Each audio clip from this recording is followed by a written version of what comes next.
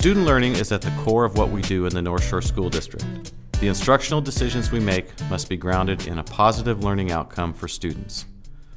V. Robinson conducted an analysis of school-level efforts that have a statistically significant association with increased student achievement. He found that having clear goals regarding student achievement and effective instruction are among the most powerful actions schools can take. Tom Bellamy spoke to us about the characteristics of highly reliable organizations. What does this mean for our schools and district? What layers need to be in place to reach all students? If student achievement is the criterion for district and school success, and if effective teaching is a necessary condition to this end, then the focus of our work becomes more clear. Concrete and specific learning goals must be established and assessed. Common assessments give us information about student progress towards the learning goals. Gaps in student achievement signal a need to adjust instruction for the student. So, how do we do this? Instructional goals for student learning have been established by our state and the Common Core state standards. They define the essential knowledge, understanding, and skills students need to be college and career ready. The state and national standards guide the selection of curriculum, inform an instructional framework, and define assessment. From this foundation, school districts need a curriculum framework. In our district, this is defined by the curriculum refresh cycle and established CMAC procedures. An instructional framework. This work in our district is guided by Performance Measure 2.1. Increase the capacity and utilization of effective instructional practice. In our district, we're exploring the Fisher-Fry gradual release of responsibility model. An assessment framework.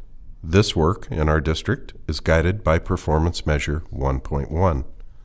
Build a comprehensive district assessment plan.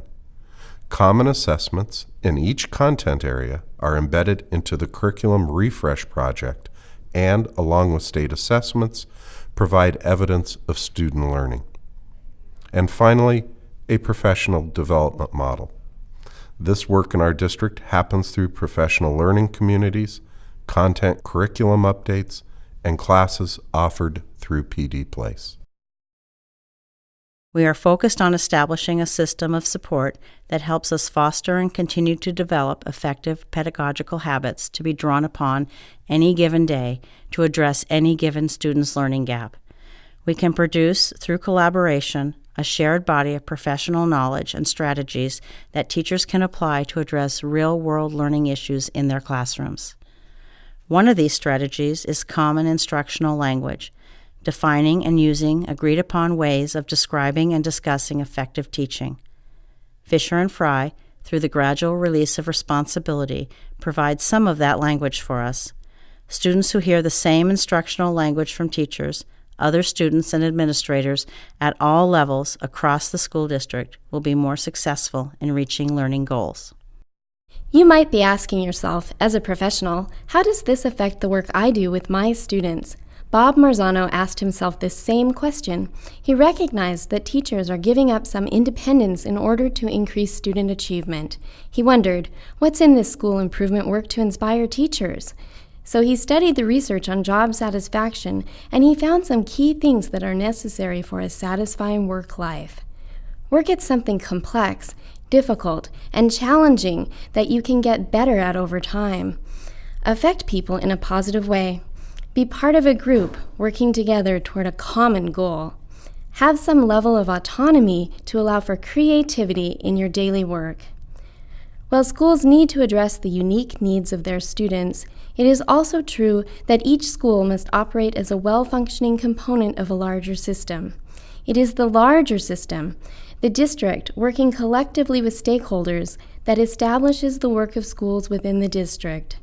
This common work provides a progression of learning for students across their K-12 experience and is the glue that holds the district together. As classroom experts, teachers determine many aspects of the district's student learning continuum. Teacher teams select district instructional materials for CMAC approval. They develop the scope, sequence, and pacing guides aligned to standards.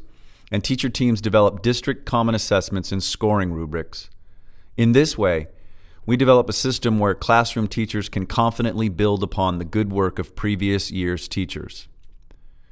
Within this system of aligned curriculum, instructional language, and assessment, an element of autonomy and flexibility at the school and classroom level must exist in order for teachers to respond quickly and effectively to the individual needs of their students.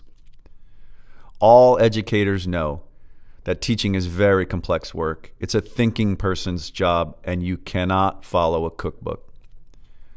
It is what teachers think, what teachers do, and what teachers are at the level of the classroom that ultimately shapes the kind of learning that young people get.